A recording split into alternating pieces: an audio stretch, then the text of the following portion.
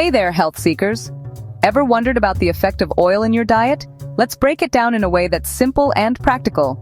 First off, oils are a super concentrated energy source, about 9 calories per gram. That's double what you get from protein or carbs. But oil isn't just about calories. It's also essential for absorbing vitamins like A, D, E, and K. Without some healthy fat, your body just can't make use of those nutrients. Now, here's where it gets interesting. Not all oils are created equal. Some can help fight inflammation, while others might make it worse if you overdo it. So what's the best oil for your health? Let's run through your options.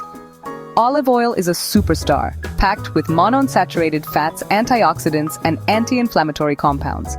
I love it for heart health, and it's perfect for salad dressings or low to medium heat cooking. Avocado oil is another great pick, especially if you like high heat cooking. It's got a mild flavor and a high smoke point, so it won't break down as easily. Coconut oil is famous, but it's high in saturated fats. It can raise your good cholesterol, but you'll want to use it in moderation. The same goes for ghee, which is great for baking and also gives you some fat-soluble vitamins. Just keep an eye on portions. Other options like sesame, peanut, and rice bran oil are popular too, but their health impacts can vary. The big takeaway?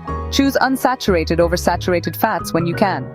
They help lower cholesterol and reduce inflammation. And don't forget about the smoke point. For high heat cooking, reach for avocado, peanut, or rice bran oil. For dressings, olive, avocado, or sesame oil are my go-tos. Baking, coconut oil or ghee work well. Remember, moderation is key. The American Heart Association says fat should make up 20 to 35% of your daily calories. So for most of us, that's around 2 to 3 tablespoons of oil per day. Adjust based on your own needs and preferences.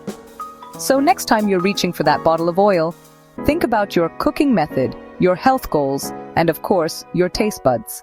Don't forget to like, share, and subscribe for more practical health tips. See you next time.